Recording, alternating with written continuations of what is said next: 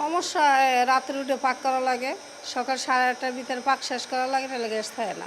LP gas সংকট যখন চরমে তখন এভাবেই রান্নার কাজ করছেন অনেক পরিবার। রাজধানীর বেশিরভাগ বাসাবাড়িতে একই চিত্র।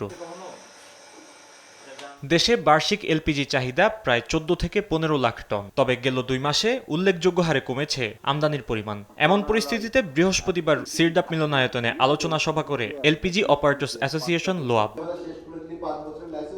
ব্যবসায়ীরা জানান, আমদানিকৃত এলপিজি খালাসের জায়গা সংকীর্ণ, তাই বড় পরিসরে আমদানিকারকদের আলাদা স্থান নির্ধারণ করে দেওয়ার দাবি তাদের। 200 একর জায়গা দেন, 250 একর জায়গা দেন, একজনকে 20 একর করে দেন, 30 একর করে দেন, বলে দেন জায়গাটা দিয়ে 2 বছরের জন্য দিলাম। প্রথমে করতে না পারলে ইউগো, আমরা চলে আসবো। মার্কেট ক্রাইসিস তো হবেই।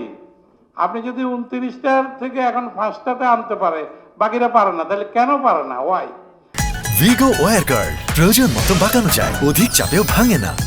ভিগো শুধু এই জায়গাটাতে কাজ করেন।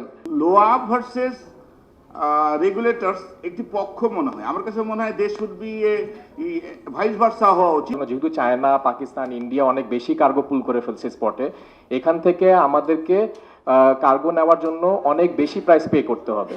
আলোচনায় ক্যাব সভাপতি বলেন, এলপিজিকে প্রয়োজনীয় পণ্য হিসেবে অন্তর্ভুক্ত করতে না পারা সরকারের ব্যর্থতা। 1956 থেকে এখন 2026 চলছে, এত বছরে আমরা এই প্রোডাক্টটাকে আমরা এসেনশিয়াল করতে পারিনি। এটা একটি বড় অন্তরায়। ফেব্রুয়ারিতে এলপিজি আমদানি করতে পারলে রমজানে সমস্যা হবে না, এমনটা জানান এনার্জি রেগুলেটরি কমিশনের চেয়ারম্যান। জানুয়ারিতে 1,50,000 টন এনশিওর করতে পারেন এবং ফেব্রুয়ারির ডেলিভারিটা যদি এনশিওর করতে পারেন, তাহলে হয়তো আমাদের রমজানের সমস্যাটা থাকবে না।